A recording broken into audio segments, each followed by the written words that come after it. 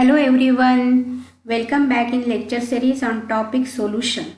In last lecture we have studied capacity of solution to dissolve solute and solubility of solute. Now on the basis of capacity of solution to dissolve solute, solutions are of three types: saturated, unsaturated and supersaturated solution.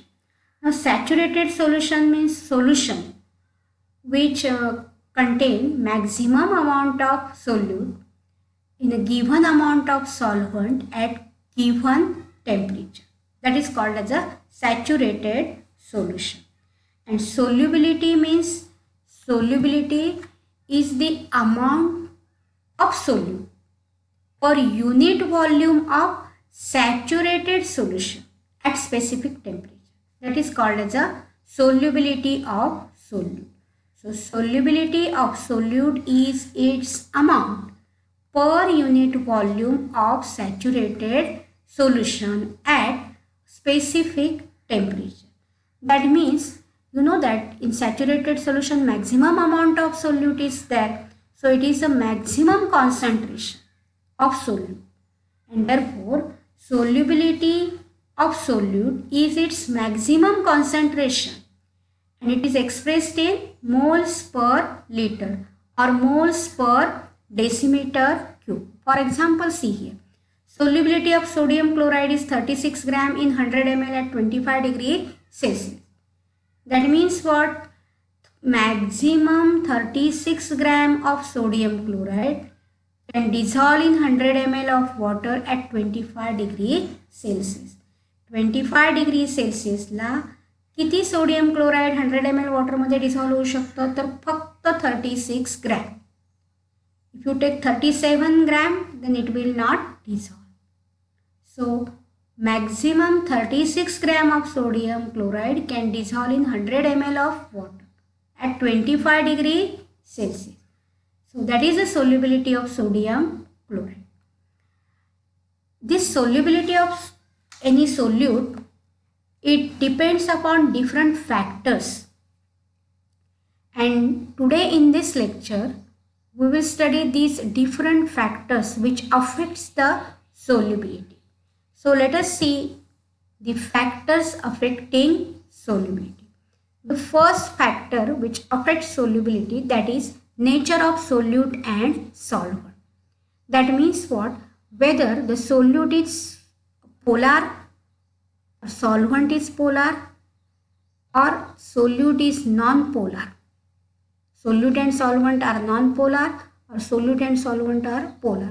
On that means depending on that, the solubility of the solute or solubility of solute depends upon the whether the solute is polar or non-polar, or solvent is polar or non-polar. Second factor, that is effect of temperature on solubility. You know that the temperature affects the solubility, and in this unit we will study the effect of temperature on solubility of solid solute in liquid solvent and gaseous solute in liquid solvent. And third factor, that is effect of pressure on solubility. Now you know that whenever solute is solid and solvent is liquid, or solute is liquid and solvent is liquid, then its solubility is not affected by pressure, because solid and liquids are not compressible. But if solute is in a gaseous state and solvent is in a liquid state, then pressure affects the solubility of gaseous solute in liquid. So we are going to study the solubility of gases in liquid in this chapter. So these are the three factors: nature of solute and solvent, effect of temperature, and effect of pressure on solubility. In this lecture, we will study only first factor, that is nature of solute and solvent. So you know that basically the rule of solubility is like dissolves like. Generally, the compounds having similar characteristic or chemical properties, similar chemical characteristic, they dissolve in each other easily. And that means what? Polar solutes are soluble in polar solvent. For example, sodium chloride, ethyl chloride, urea. These solutes get dissolved easily in water because water is also polar. So polar solutes have same characters. Polar solutes and polar solvent have similar chemical character and therefore they are soluble in each other. So polar solutes are easily soluble in polar solvent. Like this, non-polar solutes are soluble in non-polar solvent, such as the naphthalene. Naphthalene is what? Non-polar solute. It gets dissolved in non-polar solvents such as benzene or carbon tetrachloride, etc. So non-polar solutes are soluble in non-polar solvents, and this is due to, that means solubility of polar solutes in polar solvent and non-polar solutes in non-polar solvent is due to what? Similar intermolecular forces between them. दोघांमध्येही सारख्याच प्रकारचे intermolecular forces असल्यामुळे ते एकमेकांमध्ये easily soluble होतात. So this is due to similar intermolecular forces. And in 11th standard, you have studied the intermolecular forces. There are 5 types of intermolecular forces. First, that is dipole-dipole interaction. For example, iodine chloride, butyl chloride, they have dipole-dipole interaction. Or dipole-induced dipole interaction. For example, benzene and ammonia, or benzene and water. Water and ammonia are non-polar. And water and ammonia are polar and benzene is non-polar. So dipole induced dipole interaction, it is an example of what? Dipole induced dipole interaction. That means water or ammonia produces polarity in benzene. So it is an example of dipole induced dipole interaction. Ion dipole interaction, for example, when you dissolve ionic solids in water, then ion dipole interaction takes place. Then London dispersion forces in nonpolar molecules such as oxygen, nitrogen, helium, that means noble gases, and methane. In that, London dispersion forces are observed. And fifth one, that is hydrogen bonding, which is observed in water, ammonia, etc. So HF, etc. So these are what? The intermolecular forces of attraction which operates when solute is dissolved in solvent. And if they are of similar in magnitude, then like dissolves in like. So we will see this, how it gets dissolved. When polar solute dissolves in polar solvent, then what happens? 3 types of interactions are there. Solute-solute interaction, second one that is solute-solvent interaction, and third one that is solvent-solvent interaction is there. And all these interactions are of similar in magnitude.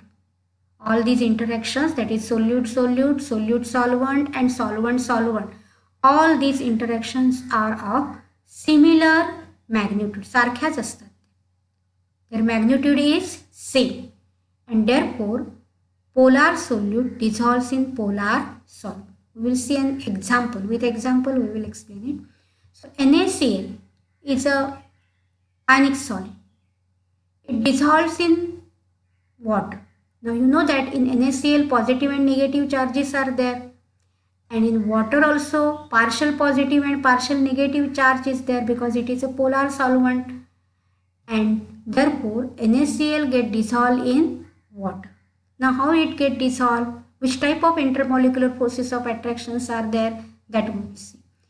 Whenever sodium chloride is dissolved in water, then ion-ion interaction is there between solute molecules. That is NaCl crystal.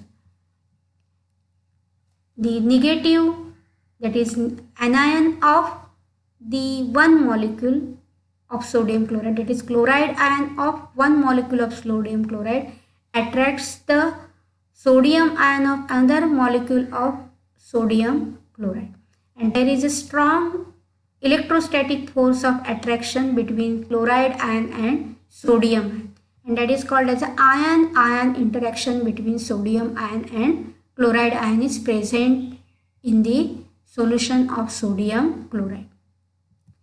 Then hydrogen bonding is also there. Water is the solvent, so hydrogen bonding is also there, and that is in between the water molecules. It is a solvent-solvent type of interaction. Here it is what? Solute-solute type of interaction, and here it is a solvent-solvent interaction. That is, two water molecules are there, and negative end, partial, you know that it is a OH bond in water is polar, and the negative oxygen carries partial negative charge, hydrogen carries partial positive charge. So negative end of one molecule of water attracts the positive end of another molecule of water, and this bonding is called as hydrogen bonding. So that is also present in the solution, and ion dipole interaction is also there between sodium ion and water and chloride ion and water. That is a solute solvent type of interaction. This interaction is nothing but what? Solute solvent interaction. Sodium ions and water, chloride ions and water. So that is called as solute solvent interaction. So these three types of interactions are present when sodium chloride is dissolved in water. Now, how this ion dipole interaction takes place, that we will see. When sodium chloride is dissolved in water, then sodium ions and chloride ions are surrounded by, they get separated and surrounded by water molecule. What happens? See here. In this crystal, sodium ions are there and chloride ions are there. And there is an attraction between sodium and chlorine. That is called as ion-ion interaction is there in this sodium chloride crystal. And when it is dissolved in water, then water separates these ions. This yellow colored ion is sodium ion and this blue colored ion is chloride ion. It is gets separated by water. Water is a solvent, and what happens? Water is a dipole, polar solvent. So it at negative end of water molecule attracts what? The positive end, positive ions, that is cation of the sodium of this ionic solid, that is sodium ion, attracts the sodium ion and forms a bonding between sodium ion and negative pole of water molecule. What happens? The attraction between negative pole of water molecule and positively charged ion, that is sodium ion, is formed, and this attraction is nothing but what? Ion dipole interaction. Interaction between ion and dipole. And thus sodium ion gets surrounded by the water molecules like this. Similarly, chloride ion is negatively charged ion. It attracts the positive poles of water molecule like this. These are the hydrogen, that is positive poles of water molecule. These are attracted by chloride ion. So there is interaction or force of attraction is formed between what? The positive pole of water molecule and negatively charged chloride ion. That is called as ion dipole interaction. And thus, due to this ion dipole interaction, sodium chloride get dissolved in water. So when sodium chloride is dissolved in water, then ions get, negative and positive ions get separated and they get surrounded by water molecule. That process is called as a hydration process or solvation process takes place, and all these the intermolecular forces of attraction, that is ion dipole interactions, are of similar in magnitude and therefore NaCl dissolves in water. Similarly, sugar Sugar also dissolves in water, and this dissolution of sugar in water is due to intermolecular hydrogen bonding between sugar and water. How it takes place, see here. This is the molecule of sugar, C12H22O11. Here it is, here you know that it contains, sugar molecule contain OH group like this OH group, this OH group, like this it contain what? OH group. And when it is dissolved in water, then water surrounds this sugar molecule. It forms hydrogen bonding with the OH group of the sugar molecule like this. Here it is a positive end of the sugar molecule, OH group of sugar molecule. And here it is a negative end of water molecule. So negative end of water molecule attract the positive end of sugar molecule and forms hydrogen bonding. And such a type of a multiple hydrogen bonding is formed by water molecule. That is, water is a polar solvent. So it forms multiple hydrogen bonding with OH group of the sugar, and therefore sugar get dissolves in water. So polar water molecules form multiple hydrogen bonds with each sucrose molecule, and it separates these sucrose molecules from the crystal and get dissolved. So sugar dissolves in water. This is due to intermolecular hydrogen bonding between sugar molecule and water molecule. Like that, non-polar organic compounds such as naphthalene or cholesterol, these get dissolved in non-polar solvents such as benzene. So this is also due to what? When naphthalene dissolves in benzene, why? Because naphthalene is non-polar solute and benzene is non-polar solvent. So like dissolves in like, and therefore naphthalene get dissolved in benzene. But naphthalene does not dissolve in water. There may be a question like this. Explain why naphthalene dissolves in benzene but does not dissolve in water, whereas sodium dissolves in water. There may be a question like this also. Sodium dissolves in water but naphthalene does not dissolve in water. Explain. Or sodium does not dissolve in benzene but naphthalene dissolves in benzene.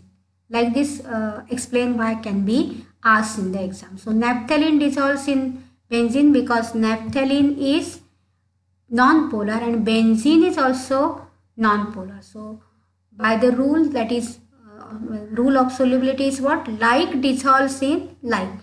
So non-polar solute dissolves in non-polar solvent, and therefore naphthalene is non-polar, water is polar, so naphthalene does not dissolve in water but it dissolves in benzene.